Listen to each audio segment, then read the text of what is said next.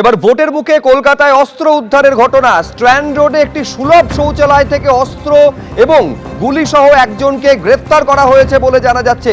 ময়ূক ঠাকুর চক্রবর্তী আমাদের প্রতিনিধি আরো বিস্তারিত তথ্য এনে দিতে পারবেন। ময়ূক, এইটা আমাদের জানাও, এই ব্যক্তি অস্ত্র গুলি নিয়ে কি করছিলেন সেখানে? দেখো, মোহাম্মদ ইউসুফ 17 বছর বয়স, যেটা এখনো পর্যন্ত জানা যাচ্ছে, এবং বিহারের নালন্দার বাসিন্দা। তাকে গ্রেফতার করেছে কলকাতা পুলিশের স্পেশাল টাস্ক ফোর্স।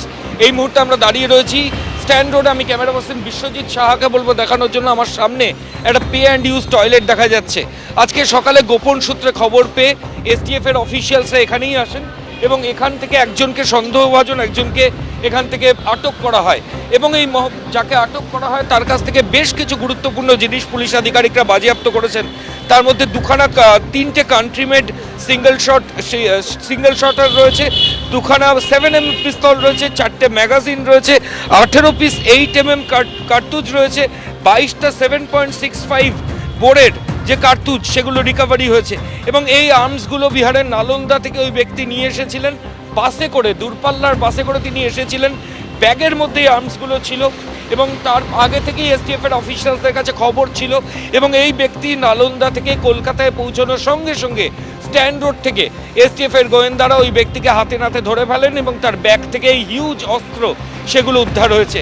সামনে বিধানসভা নির্বাচন, শুধু তাই নয়, স্ট্যান্ড রোডের যেখান থেকে অস্ত্র উদ্ধারের ঘটনা ঘটেছে সেখান থেকে নির্বাচন কমিশনের যে দফতর সেটাও কিন্তু ঢিলছড়া দূরত্ব, খুব একটা বেশি দূরে নয়। ফলত এরকম একটা সেন্সিটিভ জায়গায় সামনে বিধানসভা নির্বাচন, তার আগে এই যে ব্যক্তি অস্ত্র নিয়ে এসেছিলেন তিনি কি উদ্দেশ্যে নিয়ে এসেছিলেন, কি কনসাইনমেন্ট ছিল, কাকে দেওয়ার উদ্দেশ্য ছিল, এই সব কিছু এসটিএফ তাকে জিজ্ঞাসাবাদ করে জানার চেষ্টা করছে। ধন্যবাদ ময়ূক। ভোটের মুখে 13 বছর পর জেল মুক্তি ঘটতে চলেছে সারদা কর্তা সুদীপ্ত সেনের। বারাসাত থানার করা দুটি মামলাতেও জামিন পেয়ে গেলেন সুদীপ্ত সেন। দেশ জুড়ে 389টি মামলা তার বিরুদ্ধে হয়েছিল, 387টি মামলাতেই জামিন পেয়ে গেছিলেন সুদীপ্ত সেন। শুধু দুটি মামলায় জামিন ছিল না, দুটি মামলার ক্ষেত্রে জামিনের আবেদন মঞ্জুর করেছে কলকাতা হাইকোর্ট। অর্থাৎ আগামীকালই আইনজীবীদের একটা বড় অংশের মতে জেল মুক্তি ঘটতে চলেছে সুদীপ্ত সেনের। এর ফলে সুদীপ্ত সেনের জেল মুক্তির আর কোনো আইনি বাধা রইল না। আমি আরো বিস্তারিত জানবো, সরাসরি সৌভিক মজুমদার আমাদের প্রতিনিধি রয়েছেন। তার মানে সব ঠিকঠাক থাকলে সৌভিক, আগামীকালই 13 বছর পর ভোটের ঠিক মুখে জেল মুক্তি ঘটতে চলেছে সারদা কর্তার। দেখো, একদমই কলকাতা হাইকোর্টের তরফ থেকে এখনো পর্যন্ত যে শর্তগুলো দেওয়া হয়েছে সেই শর্ত পূরণ করতে পারলে সারদা কর্তা সুদীপ্ত সেন তিনি আগামীকাল জেল থেকে বেরোতে পারেন, সেই সম্ভাবনাই কিন্তু এই মুহূর্তে প্রবল।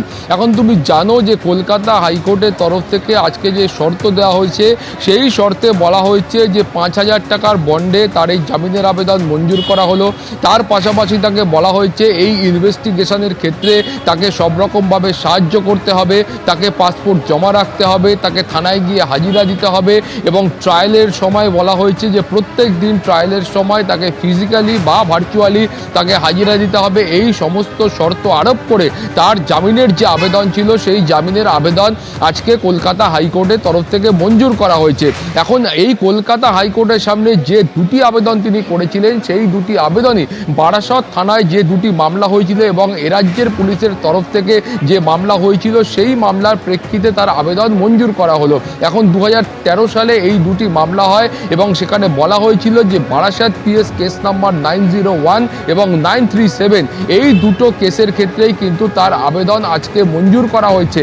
এবং সেখানে প্রথমত তাদের আইনজীবী অর্থাৎ অভিযুক্ত পক্ষের যারা আইনজীবী ছিলেন, সুদীপ্ত সেনের যারা আইনজীবী ছিলেন, তাদের বক্তব্য ছিল এর ক্ষেত্রে যে প্রথম মামলা ছিল সেই প্রথম মামলার ক্ষেত্রে 2014 সালে পুলিশের তরফ থেকে একটা চার্জশিট পেশ করা হয়, কিন্তু সেই চার্জশিট পেশ করার পরে আইন মোতাবেক অভিযুক্ত পক্ষের যে ডকুমেন্ট প্রাপ্য থাকে সেই ডকুমেন্ট কিন্তু 1 দশকের বেশি সময় কেটে যাওয়ার পরেও তারা এখনো পর্যন্ত হাতে পাননি। ফলে এই গোটা মামলার যে বিচার প্রক্রিয়া কবে সেটা গিয়ে সম্পূর্ণ হবে সেটা এখনো পর্যন্ত নিশ্চিত নয়। 1, 2 বলা হয়েছিল যে এই বারাসত থানার দ্বিতীয় যে কেস রয়েছে সেই দ্বিতীয় কেসে এখনো পর্যন্ত যে পুলিশের কাছে অরিজিনাল ডকুমেন্ট ছিল সেই অরিজিনাল ডকুমেন্ট কিন্তু মিসিং হয়ে গিয়েছে, অরিজিনাল ডকুমেন্ট হারিয়ে গিয়েছে। ফলে যে ক্ষেত্রে এই মামলার যে অরিজিনাল ডকুমেন্ট ছিল সেটাই যখন হারিয়ে গিয়েছে, তার বিচার প্রক্রিয়াও কিন্তু শুরু বা শেষ হওয়া সেটা কিন্তু অত্যন্ত কষ্টকর। ফলে যে মামলাগুলোর এখনো পর্যন্ত ট্রায়াল বা বিচার প্রক্রিয়া এই দীর্ঘদিন কেটে যাওয়ার পরেও শুরু হয়নি, সেটা কবে শেষ হবে সে বিষয়ে এখনো পর্যন্ত নিশ্চিত তথ্য কলকাতা হাইকোর্টের কাছে নেই। এছাড়াও তুমি জানো যে এই গোটা ঘটনার পরে যখন দেশ জুড়ে মামলা হয়, তখন কিন্তু সারদাকর্তা সুদীপ্ত সেন এবং তার প্রতিষ্ঠানের বিরুদ্ধে গোটা দেশ জুড়ে 389টা মামলা হয়েছিল, যার মধ্যে 77টা মামলা সিবিআই এর তরফ থেকে করা হয়েছিল।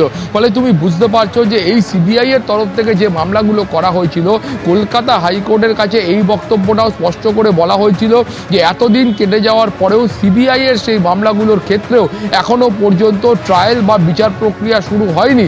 ফলে এক কথায় বলা যায় যে অভিযুক্ত পক্ষ অর্থাৎ সুদীপ্ত সেনের আইনজীবীদের বক্তব্য হলো যে কোনো মামলার ক্ষেত্রেই কিন্তু কার্যকরীভাবে ট্রায়াল বা বিচার প্রক্রিয়া এখনও শুরু করা সম্ভব হয়নি। ফলে একটা ঘটনা ঘটে যাওয়ার 13 বছর পরেও যে মামলাগুলোর বিচার প্রক্রিয়াটাই শুরু করা যায়নি, তার শেষ কিন্তু অন্তহীন বলে তারা মনে করছেন, বা শেষ কোথায় সেটা কিন্তু তারা বুঝতে পারছেন না। ফলে কলকাতা হাইকোর্টের কাছে তাদের আবেদন ছিল যে সুদীপ্ত সেন তিনি এই মুহূর্তে শারীরিকভাবে অত্যন্ত অসুস্থ, তার চিকিৎসার প্রয়োজন রয়েছে, কিন্তু তার চিকিৎসাও ঠিকঠাকভাবে হচ্ছে বলে তারা মনে করছেন না। ফলে সেই কারণে অবিলম্বে যে কোনো শর্তে তার জামিনের আবেদন মঞ্জুর করা হোক, সেইটা কিন্তু তাদের কলকাতা হাইকোর্টের কাছে মূল বক্তব্য ছিল। এর পাশাপাশি কলকাতা হাইকোর্টের যেটা বক্তব্য ছিল যে এই গোটা ঘটনার পরে দেখা গিয়েছিল, বা কলকাতা হাইকোর্টের যে মনোভাব ছিল যে এই গোটা ঘটনার পরে দেখা গিয়েছিল সরকারের তরফ থেকে হোক বা কলকাতা হাইকোর্টের তরফ থেকে হোক একাধিক ভুয়ো অর্থলগ্নি সংস্থার আমানতকারীদের টাকা ফেরত দেওয়ার জন্য একাধিক সময়ে একাধিক কমিশন গঠন করা হয়েছিল। সেটা একেবারে আমি এইখানে একবার সৌভিক তোমাকে থামাচ্ছি। যাবতীয় শর্ত মানা সম্ভব হলে আগামীকালই জেল মুক্তি ঘটতে চলেছে সুদীপ্ত সেনের। একবার শোনায় আইনজীবী কি বলছেন। এখনো পর্যন্ত যতটুকু হয়েছে জজ সাহেব সমস্ত কিছু দেখেছেন, বেশ কিছু জিনিস বলেছেন, যেমন হচ্ছে উনি কোনো রকমভাবে ফার্দার যে সমস্ত কাজগুলো আছে আগে যে সমস্ত অ্যালিগেশন রয়েছে ওরকম টাইপের কোনো ধরনের কাজের সঙ্গে ইনভলভ হতে পারবেন না। ওনাকে ওনার পাসপোর্টটাকে সারেন্ডার করতে হবে। এছাড়া বাদবাকি যেগুলো থাকে নর্মাল কন্ডিশন। এখনো পর্যন্ত হিসেবমতো 2টো মামলা বাকি ছিল। এই 2টো মামলাতে এখন আমাদের মহামান্য আদালত বেল দিয়েছেন।